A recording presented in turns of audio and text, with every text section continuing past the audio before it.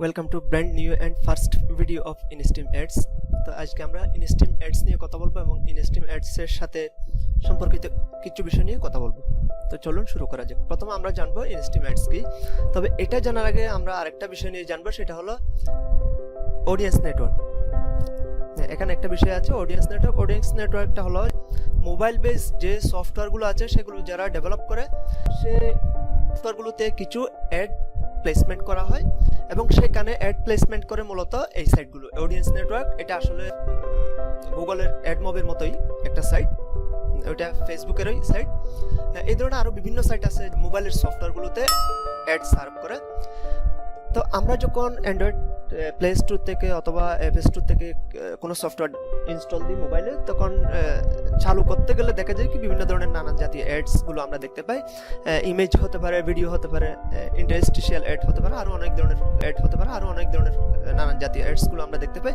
তো ওই অ্যাডগুলোই মূলত এই অ্যাডস নেটওয়ার্কগুলো কী করে প্রোভাইড করে।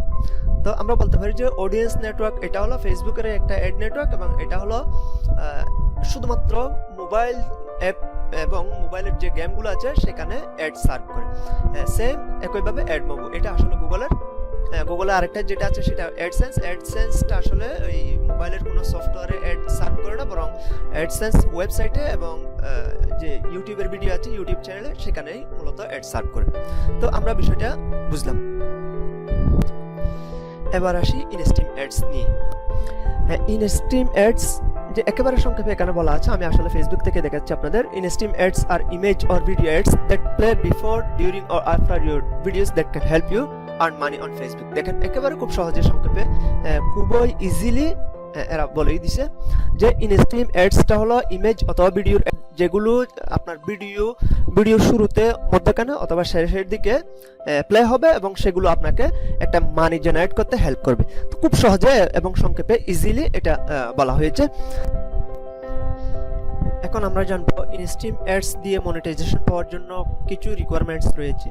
সেই রিকোয়ারমেন্টসগুলো মূলত এখানে আমি সর্বমোট 6টি রিকোয়ারমেন্টস পেয়েছি। এখানে মেজর রিকোয়ারমেন্টস আসলে এগুলো ছাড়াও আরও বেশ কিছু রিকোয়ারমেন্টস আছে যেগুলো আমাদের জন্য মোটামুটি প্রায় সবার ক্ষেত্রে ফিল আপ করা খুব সহজ হবে, কিন্তু মেজর 6টা রিকোয়ারমেন্টস রয়েছে এখানে। মূলত to qualify for instream ads you must, এখানে 1 2 3 4টা এসেছে, বাকি আরও 2টা আমি এখানে এনেছি। তো আমরা প্রথমে এখান থেকে একটু আলোচনা করে দেখি যে meet and remain compliant with Facebook's partner monetization policy. ফেসবুকের সাথে পার্টনারশিপ হয়ে আপনার ভিডিওকে মনিটাইজেশন করার জন্য তাদের যে কিছু পলিসি রয়েছে সেই পলিসিগুলো যেন যতদিনের কার্যক্রম চলতে থাকবে, ফেসবুকের সাথে পার্টনারশিপ চলতে থাকবে আপনার, ততদিন পর্যন্ত যেন এখানে ফিল আপ হয় এবং এগুলো যেন এই পলিসিগুলো যেন আপনার মাধ্যমে কোনোভাবেই ব্রেক না হয় অথবা ভায়োলেশন না হয়। প্রথম হলো এটা। দ্বিতীয়ত হলো 10,000 ফলোয়ার থাকতে হবে। এটা মূলত আপনার একেবারে ফেসবুকের পেজ শুরু করা থেকে আপনার শেষ করা পর্যন্ত, অর্থাৎ যতদিন আপনি মনিটাইজেশন করে মানি জেনারেট করবেন ততদিন পর্যন্ত এটা কিন্তু থাকতে হবে। সেই জন্য আমি আসলে এটাকে একেবারে ওইভাবে নিচ্ছি না, কারণ এটা আপনাকে মানতেই হবে। এটা শুরু থেকে একেবারে ফেসবুক, আপনি যখন থেকে ফেসবুক পেজ চালানো শুরু করেছেন এবং যতদিন আপনি ফেসবুক পেজ চালাতে থাকেন ততদিন পর্যন্ত, সেই জন্য আমি এটাকে নিচ্ছি না। যে মেজর যেটা আমাদের একেবারে দেখা যাচ্ছে ভিজিবল, সেটা হলো 10,000 ফলোয়ার অবশ্যই আপনার পেজে থাকতে হবে। তারপর হলো আপনার টোটাল 60 দিনের মধ্যে, লাস্ট 60 দিনের মধ্যে আপনার 6 লক্ষ মিনিট ভিউ হতে হবে। আপনার যতগুলো ভিডিও, আপনার পেজে যতগুলো ভিডিও থাকবে সবগুলো মিলে আপনার লাস্ট 60 দিনে 6 লক্ষ মিনিট ভিউ থাকতে হবে। তার এটা আপনার হতে পারে লাইভ ভিডিওতে অথবা আপনার অন ডিমান্ড, অর্থাৎ যেগুলো আপনি নর্মালি পাবলিশ করে দেন এগুলো, কিন্তু সেখানে আপনি ক্রস পোস্ট করা অথবা ফেসবুকে টাকা দিয়ে পেড করে ভিউ নেওয়া এই ধরনের হলে সেটা কিন্তু হবে না। আমি যদি ক্রস পোস্টটা বুঝিয়ে দিই, সেটা হলো আপনার 2-4টা পেজ আছে, একটা পেজ আপনি যে পোস্টটা করতে চাচ্ছেন সে সেম পোস্ট আপনি একই সাথে এই পেজ থেকে অন্য পেজেও শেয়ার করে দিয়েছেন, এটা হলো ক্রস পোস্ট। তো এটার মাধ্যমে যদি দেখা যায় কি এই পেজে তো 5,000 মিনিট ভিউ এসেছে, অন্য পেজে 5,000 মিনিট ভিউ এসেছে, এখন 5,000 মিলে কিন্তু 10,000 হয়ে যাচ্ছে। তো এখন কি 10,000 ভিউ কাউন্ট হবে নাকি 5,000? এখানে ওরা বলছে যে এখানে 10,000 ভিউ কাউন্ট হবে না, বরং শুধুমাত্র আপনি যে পেজ দিয়ে মনিটাইজেশন নেওয়ার চেষ্টা করছেন সেই পেজের যে কি ভিউটা এসেছে শুধুমাত্র সেটাই কি করা হবে, ধরা হবে কাউন্ট করা হবে। এবং আরেকটা বলা হচ্ছে মাত্র সেটাই কি করা হবে, ধরা হবে, কাউন্ট করা হবে। এবং আরেকটা বলা হচ্ছে পেইড ওয়াচ টাইম যদি আপনি নেন, ফেসবুকে পে করে ফেসবুকের ভিডিওগুলো যদি আপনি বুস্ট করে, যে আপনি একটা ভিডিও পাবলিশ করলেন এবং সেটাকে আপনি এই $100 দিয়ে বুস্ট করে লক্ষ লক্ষ ভিউ নিয়ে আসলেন, যদি এই ধরনের করেন সেটাও কিন্তু কাউন্ট হবে না। সেজন্য এটা অবশ্যই অর্গানিক ভাবে হতে হবে, এবং এটাই এই সিস্টেমটাই মূলত আমরা আমাদের টোটাল অর্গানিক মার্কেটিং এ শেখাচ্ছি। আচ্ছা, 3 নাম্বার যেটা আছে সেটা হলো অবশ্যই আপনার পেজে কম হলে 5টা ভিডিও থাকতে হবে। এখন দেখেন আপনার পেজে 4টা অথবা 3টা ভিডিও আছে, 5টা ভিডিও নাই। এই ভিডিওতে আপনি সব মিলে আপনার একটা ভিডিও এমন ভাইরাল হয়েছে যে এটাতে 1 মিলিয়ন ভিউ এসে গেছে, হ্যাঁ, শুধুমাত্র 4টা ভিডিও, আপনি কি মনিটাইজেশন পাবেন? ওরা বলছে না, আপনি ওইভাবে মনিটাইজেশন পাবেন না, বরং আপনার মনিটাইজেশন পেতে গেলে অবশ্যই কম হলে নিম্ন 5টা ভিডিও থাকতে হবে। হ্যাঁ, ভিডিওটা অন ডিমান্ড হতে পারে অথবা প্রিভিয়াসলি লাইভ। অন ডিমান্ড বলতে যেগুলো আমরা পাবলিশ করছি সেটাই। আবারও বলছি, প্রিভিয়াসলি লাইভ হলো এর আগে আপনি কোনো ভিডিওতে যদি লাইভে আসেন, হ্যাঁ, সেই লাইভটা রিকোয়ারমেন্ট রয়েছে। লাইভের জন্য এক্সট্রা একটা রিকোয়ারমেন্ট রয়েছে, সেটা হলো 6 লক্ষ মিনিট যে ভিউ হতে হবে, সেখানে আপনার 60,000 ভিউ অবশ্যই লাইভে থাকতে হবে। অন্যথায় আপনার লাইভ বলেন, অন ডিমান্ড ভিডিও বলেন, কোনোটাই আপনি মনিটাইজেশনের জন্য আবেদন করতে পারবেন না। এই গেল এখানে যা যা বলা হয়েছে সেগুলো, কিন্তু এগুলোর পরে আরো মেজর 2-1টা কি রয়েছে, ক্রাইটেরিয়া রয়েছে, সেগুলো আমি এখানে নিয়ে এসেছি, যেগুলো খুবই জরুরি। একটা হলো must live in an eligible country for instream ads. অবশ্যই আপনার ইনস্ট্রিম অ্যাডস কিন্তু এখনো পর্যন্ত পৃথিবীর সবগুলো দেশে অফিসিয়ালি কি করা হয়নি, চালু করা হয়নি। সেজন্য শুধুমাত্র যে দেশগুলোতে এলিজিবল, সেই দেশগুলোর হতে হবে। সেই দেশগুলোর একটা লিস্ট আমি এখানে নিয়ে এসেছি, যদি আমি আপনাদের দেখাই। আমাদের জন্য আসলে কোনো সমস্যা না, কারণ আমরা অলরেডি মনিটাইজেশন এলিজিবল হয় এই ধরনের কান্ট্রির মধ্যে আছি। Instream ads available Argentina, Austria, Bangladesh, দেখেন আমরা অলরেডি আছি, সেজন্য আমাদের আর কোনো টেনশন নেই। আরো বেশ কিছু, এই যে এখানে একটা লিস্ট আছে, এই দেশগুলোতে শুধুমাত্র ইনস্ট্রিম অ্যাডস अवेलेबल। এরপরে যে রিকোয়ারমেন্টস সেটা হলো instream ads are available in this language. এখানে ফেসবুকের পক্ষ থেকে একটা লিস্ট দেওয়া হয়েছে, শুধুমাত্র এই লিস্টে যে ল্যাঙ্গুয়েজগুলো লিস্টিং করা আছে সেই ভাষাগুলো ছাড়া অন্য কোনো ভাষাতে এখনো পর্যন্ত ইনস্ট্রিম অ্যাডস अवेलेबल না।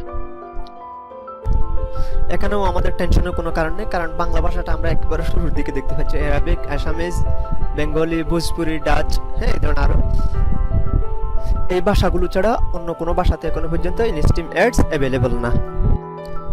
ইন্টারনেটে কাজ করতে গেলে আমাদের একটা বিষয় জানা জরুরি, যে মার্কেটিং করার জন্য যখনই আমরা কন্টেন্ট তৈরি করব, তখন আমাদের অবশ্যই একটা স্পেসিফিক নিশের উপর কন্টেন্ট ক্রিয়েশন করতে হবে।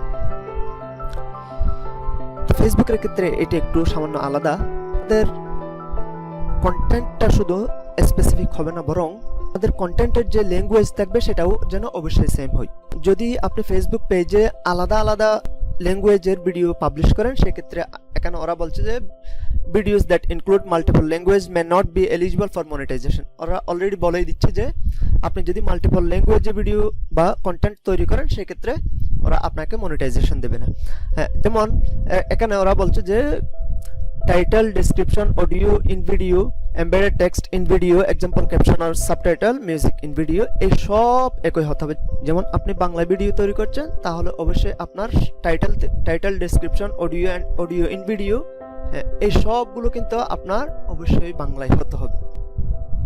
যদিও ব্যাকগ্রাউন্ড মিউজিকের ব্যাপারে একটু শিথিলতা আছে, তবে অন্য যে 4টা বিষয় আছে, যেমন title, description, audio in video, embedded text in video, example caption আর সাবটাইটেল, এই 4টা বিষয়, অপশন আর সাবটাইটেল, এই 4টা বিষয় অবশ্যই এক হতে হবে। অর্থাৎ আপনি যদি বাংলায় তৈরি করেন, তাহলে সবগুলো ভিডিওর বিষয়গুলো অবশ্যই বাংলায় হবে। আর যদি আপনি ইংলিশে করেন বা অন্যান্য কোনো ল্যাঙ্গুয়েজে করেন, তাহলে অবশ্যই ওই ল্যাঙ্গুয়েজেরই হতে হবে। আপনার ভিডিও ক্রিয়েশন এবং পাবলিশ করার সময় যদি আপনি এই ব্যাপারগুলো খেয়াল না করেন, তাহলে অবশ্যই আপনি ধরা খেয়ে যাবেন।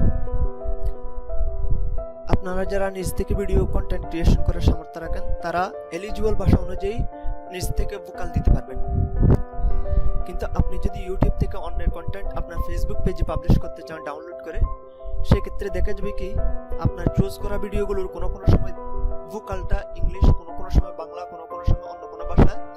যদি এমনটা দেন, সেক্ষেত্রে কিন্তু আপনি অলরেডি জেনে গেছেন যে আপনার ভিডিও মনিটাইজেশনের জন্য এলিজিবল হবে না। এখানে বলে রাখা ভালো যে আমরা আমাদের এই কোর্সে এমন একটা মেথড রেখেছি পরবর্তী ভিডিওগুলোতে, যে মেথড ফলো করলে আপনি ইউটিউব থেকে আনলিমিটেড ভিডিও ডাউনলোড করে আপনার ফেসবুক পেজে শেয়ার করতে পারবেন এবং আপনার চুজ করা কোনো ভিডিওতে কোনোভাবেই কপিরাইট ক্লেম আসবে না। এবং এটা একটা ব্ল্যাক হ্যাট মেথড, যেটা সম্পূর্ণ লিগ্যাল।